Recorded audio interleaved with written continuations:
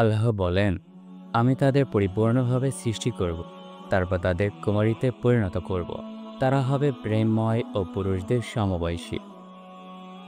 সালাহ ইবনে Yazid আল জুফি থেকে বর্ণিত, তিনি বলেন, আমি আল্লাহর বাণী, আমি তাদের নতুনভাবে সৃষ্টি করব এবং তাদের কুমারীতে পরিণত করব। এ সম্পর্কে আল্লাহর রাসূল সাল্লাল্লাহু আলাইহি ওয়াসাল্লামকে বলতে শুনেছি, দুনিয়াতে যারা বিবাহিত ছিল বা অবিবাহিত ছিল প্রত্যেককেই জান্নাতি হলে কুমারীতে রূপান্তরিত করা হবে। হজরত আয়েশা হতে বর্ণিত, একজন আনসারী বিদ্যা মহিলা আল্লাহর রাসূল সাল্লাল্লাহু আলাইহি ওয়াসাল্লামের নিকট এসে বলল, হে আল্লাহর রাসূল সাল্লাল্লাহু আলাইহি ওয়াসাল্লাম, দোয়া করুন যেন আমি জান্নাতি হই। আল্লাহর রাসূল সাল্লাল্লাহু আলাইহি ওয়াসাল্লাম বললেন, কোনো বৃদ্ধা জান্নাতি হবে না। তারপর আল্লাহর রাসূল সাল্লাল্লাহু আলাইহি ওয়াসাল্লাম সালাত পড়তে বের হয়ে গেলেন।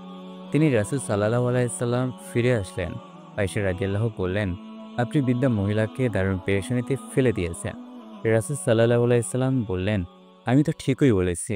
যখন আল্লাহ বিদ্যাদের জান্নাতে প্রবেশ করাবেন, তখন তাদের কুমারীত্বে পরিণত করবেন। আমি তাদের পরিপূর্ণভাবে সৃষ্টি করব, তারপর তাদের কুমারীত্বে পরিণত করব। তারা হবে প্রেমময় ও পুরুষদের সমবয়সী। অন্য বর্ণনায় আসছে, আল্লাহর রাসূল সাল্লাল্লাহু আলাইহি ওয়াসাল্লাম উক্ত আয়াতে তাফসীর সম্পর্কে বলেন, যাদের কুমারী হিসেবে নতুন সৃষ্টি করা হবে, তাদের মধ্যে ওই বৃদ্ধা মহিলারাও থাকবে, যারা দুনিয়াতে দীর্ঘকাল জীবন ধারণ করার কারণে দৃষ্টিশক্তিও হারিয়ে ফেলেছিল। আবু সাঈদ খুদরি এবং আবু হুরায়রা রাদিয়াল্লাহু থেকে বর্ণিত, আল্লাহর রাসূল সাল্লাল্লাহু আলাইহি ওয়াসাল্লাম বলেন, জান্নাতে একজন ঘোষক ঘোষণা করবেন, তোমরা এখানে সুস্থ থাকবে, কখনো অসুস্থ হবে না। তোমরা এখানে জীবিত থাকবে, কখনো মৃত্যুবরণ করবে না। তোমরা এখানে যুবক থাকবে, কখনো বৃদ্ধ হবে না। তোমরা এখানে সুখে থাকবে, কখনো দুঃখী হবে না। দুনিয়াতেও কুঁয়ারি মেয়ে বিবাহ করতে পারাটা বেশি তৃপ্তিদায়ক ও সম্মানের বিষয় বলে মনে করা হয়। সাদ ইবনে উবাদা রাদিয়াল্লাহু সম্পূর্ণ বর্ণনা প্রসঙ্গে তার সম্প্রদায়ের লোকেরা বলেছিল, তিনি কোনো অকুমারী মেয়ে বিবাহ করেননি। তিনি যে স্ত্রীকে তালাক দিয়েছেন, তাকে আমাদের মধ্যকার কেউ বিবাহ করার সাহস পায়নি। আয়েশা সিদ্দিকা রাদিয়াল্লাহু থেকে বর্ণিত, তিনি বলেন, আমি রাসূল সাল্লাল্লাহু আলাইহি সাল্লামকে বললাম, যদি আপনি এমন প্রান্তরে অবতরণ করেন যেখানে একটি বৃক্ষ থেকে খাওয়া হয়েছে আর অপরটি হতে খাওয়া হয়নি, আপনি কোনটি হতে আপনার উটকে খাওয়াবেন? আল্লাহর রাসূল সাল্লাল্লাহু আলাইহি সাল্লাম বললেন, যে বৃক্ষ এর পূর্বে কেউ উট খাওয়ায়নি সেটিতে। উক্ত বক্তব্য হযরত আয়েশা সিদ্দিকা রাদিয়াল্লাহুর উদ্দেশ্য ছিল, তিনি আল্লাহর রাসূলের স্ত্রীদের মধ্যে একমাত্র কুমারী। হযরত জাবির রাদিয়াল্লাহু যখন একজন বিধবাকে বিবাহ করলেন, আল্লাহর রাসূল সাল্লাল্লাহু আলাইহি সাল্লাম বললেন, কুমারী মেয়ে বিবাহ করলে না কেন? তুমিও তার সাথে খেলা করতে এবং সেও তোমার সাথে খেলা করত। কিন্তু বর্তমানে পূর্বে বৈধ বা অবৈধভাবে নিজের কুমারিত্ব খুঁয়ে বসেনি এমন মেয়ের সংখ্যা দুর্লভ। আর যদি পাওয়া যায়ও, তবুও কুমারী মেয়ে বিবাহ করার পর প্রথম দিনেই সে তার কুমারিত্ব হারিয়ে ফেলে।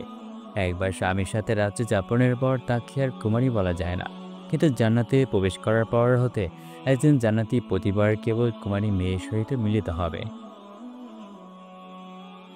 আব্বাস রাদিয়াল্লাহুকে আল্লাহর বাণী জান্নাতবাসীদের বিনোদনে ব্যস্ত থাকবে এ সম্পর্কে প্রশ্ন করা হলে তিনি বললেন, তারা কুমারীদের কুমারিত্ব ভঙ্গে ব্যস্ত থাকবে, অর্থাৎ একের পর এক বহু সংখ্যক কুমারীর সহিত মিলিত হতে থাকবে। আল্লাহ জান্নাতীদের ব্যস্ততা বলতে এটাকেই বুঝিয়েছেন। ইবনে আব্বাস রাদিয়াল্লাহু থেকে বর্ণিত, আল্লাহর রাসূল সাল্লাল্লাহু আলাইহি ওয়াসাল্লামকে প্রশ্ন করা হয়েছিল, হে আল্লাহর রাসূল সাল্লাল্লাহু আলাইহি ওয়াসাল্লাম, জান্নাতে আমরা কি আমাদের স্ত্রীর সহিত মিলিত হব যেভাবে আমরা তাদের সহিত দুনিয়াতে মিলিত হই? তিনি বললেন, হ্যাঁ, মুহাম্মাদের প্রাণ যার হাতে, তার শপথ, একজন পুরুষ এক সকালেই 100 কুমারীদের সহিত মিলিত হবে। প্রশ্ন হতে পারে, সে সকল নারীদের সহিত একজন মিলিত হবে, তাদের সহিত কি পুনরায় মিলিত হবে না? আল্লাহর রাসূল সাল্লাল্লাহু আলাইহি ওয়াসাল্লাম বলেন, জান্নাতবাসীরা যখনই তাদের স্ত্রীর সহিত মিলিত হবে, তখনই সেসব স্ত্রীর আবার কুমারী হয়ে যাবে। হযরত আবু হুরায়রা হতে বর্ণিত, আল্লাহর রাসূল সাল্লাল্লাহু আলাইহি ওয়াসাল্লামকে প্রশ্ন করা হলো, আমরা কি জান্নাতে আমাদের স্ত্রীদের সহিত মিলিত হব? তিনি বললেন, হ্যাঁ, যার হাতে আমার প্রাণ তার শপথ, এবং সে সময় তোমরা তোমাদের খুবই শক্তভাবে আলিঙ্গন করবে, আর যখনই তাদের রেখে উঠে দাঁড়াবে, তারা পুনরায় পবিত্র হয়ে যাবে। কুমারী হয়ে যাবে। আবু উমামা রাদিয়াল্লাহু হতে বর্ণিত, রাসূল সাল্লাল্লাহু আলাইহি ওয়াসাল্লাম বলেন, জান্নাতবাসীরা কি জান্নাতে স্ত্রী সহিত মিলিত হবে? তিনি বললেন, হ্যাঁ, যার হাতে আমার প্রাণ তার শপথ। তারা তখন মেয়েগুলোকে ভীষণভাবে চেপে ধরবে। রাসূল সাল্লাল্লাহু আলাইহি ওয়াসাল্লাম হাত দিয়ে ইশারা করে দেখালেন। তিনি রাসূল সাল্লাল্লাহু আলাইহি ওয়াসাল্লাম আরও বললেন, কিন্তু সেখানে মনে বীজরূপ নির্গত হবে না এবং মৃত্যুও নেই। প্রথম মৃত্যুর পর তারা সেখানে আর মৃত্যুবরণ করবে না এবং তাদের রব তাদের ভীষণ শাস্তি হতে মুক্তি দেবে। এটা তোমার রবের অনুগ্রহ মাত্র। এটা এক মহা সফলতা। আর মনের বিষয়টি পবিত্র ব্যাখ্যাতেই আলোচিত হয়েছে। আল্লাহর রাসূল হাত দ্বারা ইশারা করে দেখালেন। এই কথাটি সহিহ হাদিসটিতে উল্লেখ না থাকলেও শক্তভাবে আলিঙ্গন করার কথা সেখানেও উল্লিখিত রয়েছে। এর অর্থ আরবিতে দাহমান। দাহমান শব্দ ব্যবহার করা হয়েছে, যার অর্থ সম্পর্কে ইবনে আল আসির বলে, সহবাসের সময় স্ত্রীর উপর তীব্র চাপ প্রয়োগ করা বা তাকে আন্দোলিত করার মাধ্যমে তাকে ব্যতিব্যস্ত করে তোলা। হাদিসে বলা হয়েছে দাহমান দাহমান, অর্থাৎ শব্দটি দুবার ব্যবহার করা হয়েছে। এর অর্থ একের পর এক অনবরত এমন করতে থাকা। দুনিয়াতেও পুরুষের পক্ষ হতে মেয়েদের উপর এমনটি হয়ে থাকে। অন্য একটি হাদিসে এসেছে, যখন কোনো পুরুষ তার স্ত্রীর বিশেষ চার অঙ্গপ্রত্যঙ্গের মাঝে অবস্থান গ্রহণ করে এবং তাকে পরিশান্ত সহবাস করে, তখনই তার উপর গোসল ওয়াজিব হয়ে যায়। সাহাবারা যখন জানাতে স্ত্রীর মিলন হবে কিনা এ বিষয়ে নবীজিকে প্রশ্ন করলেন, রাসূল সাল্লাল্লাহু আলাইহি ওয়াসাল্লাম তাদের জানিয়ে দিলেন, শুধু মিলন হবে তাই নয়, বরং দুনিয়াতে যেমন তোমরা মেয়েদের নিজেদের ইচ্ছামতো ব্যবহার করে থাকো, জানাতেও হরিণী নয়না হরেরাও তোমাদের বাহুবন্ধনে তোমাদের ইচ্ছেমতো আন্দোলিত হবে এবং অতিমাত্রায় পিষ্ট হবে, যেন তারা তোমাদের দাসী মাত্র। কারণ তাদের সৃষ্টি করা হয়েছে তোমাদের মনতুষ্টির জন্য। তবে পার্থক্য এই যে, দুনিয়াতে স্ত্রীরা অভিযোগ করে, অবাধ্য হয় বা বিরক্তি প্রকাশ করে, কিন্তু চিরযৌবনা সে সকল মায়াবিনীরা তোমাদের কাছে অতিরিক্ততার অভিযোগ করবে না, ক্লান্তি হয়ে বিশ্রাম নেবে না, বরং তুমি যেমন তাকে উপভোগ করছো সেও তোমাকে উপভোগ করবে। আল্লাহর রাসূল সাল্লাল্লাহু আলাইহি ওয়াসাল্লাম পবিত্র স্ত্রীদের কথা উল্লেখ করলে একজন সাহাবী প্রশ্ন করলেন, তাদের মধ্যে কি নেককার স্ত্রী থাকবে? তিনি রাসূল সাল্লাল্লাহু আলাইহি ওয়াসাল্লাম বললেন, নেককার নারীরা নেককার পুরুষদের জন্য। তোমরা তাদের উপভোগ করবে যেভাবে দুনিয়াতে করে থাকো এবং তারা তোমাদের উপভোগ করবে, কিন্তু কোনো সন্তান জন্মাবে না। যে তোমাকে উপভোগ করে তার সাথে মিলিত হওয়ার তৃপ্তি কেমন হতে পারে? তার অঙ্গপ্রত্যঙ্গ স্থির থাকবে না। যে স্থানে হাত রাখলে তুমি শিহরিত হও, তারা সে স্থানেই হাত রাখবে। এভাবে তার প্রতিটি সঞ্চালন হবে তোমার চাহিদার সাথে সঙ্গতি রেখে। আল্লাহর রাসূল সাল্লাল্লাহু আলাইহি ওয়াসাল্লাম প্রায় বলতেন, যার হাতে আমার প্রাণ তার শপথ, যিনি আমাকে সত্য সহকারে প্রেরণ করেছেন।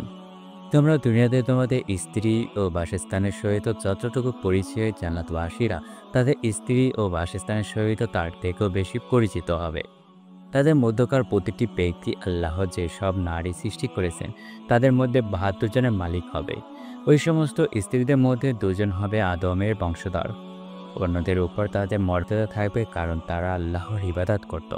ওই সমস্ত স্ত্রীদের মধ্যে প্রথমটি ইয়াকুতের তৈরি একটি ঘরে প্রবেশ করবে। এটি রত্ন দ্বারা বেষ্টিত সোনার তৈরি খাটের উপর শায়িত হবে। তার গায়ে সন্দুস ও ইস্তাবরকের ৭০টি পোশাক থাকবে। পুরুষটি তার হাত মেয়েটির কাঁধের মাঝে রাখবে।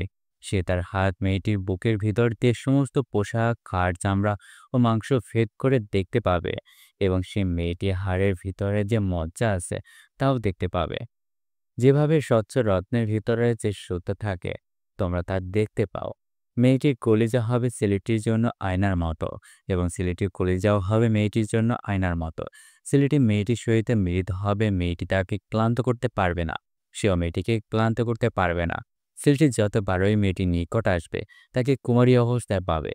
পুরুষের বিশেষ স্থান কখনো নমনীয় হবে না এবং মেয়েদের গুপ্ত স্থান কখনোই অসহনীত অভিযোগ করবে না। এই অবস্থা যখন দীর্ঘক্ষণ চলতে থাকবেন, তখন একটি ঘোষণা শোনা যাবে, আমরা জানি তুমি কখনো ক্ষান্ত হবে না, কিন্তু জানাতে তো মনে বীর্য নেই, অর্থাৎ সেজন্য অপেক্ষা করার দরকার নেই। আর তোমার জন্য অনেক স্ত্রী রয়েছে, সুতরাং এখন এই মেয়েটিকে ছেড়ে অন্য স্ত্রীর প্রতি মনোযোগ দাও। তারপর সে একে একে প্রতিটি স্ত্রীর নিকট যাবে। সে যে স্ত্রীর নিকট হয়ে যাবে, সে বলবে, আল্লাহর কসম, জান্নাতের ভিতরে আপনার চেয়ে বেশি সুন্দর অন্য কিছুই আমি দেখিনি এবং আপনি আমার নিকট যে কোনো বস্তুর তুলনায় বেশি প্রিয়।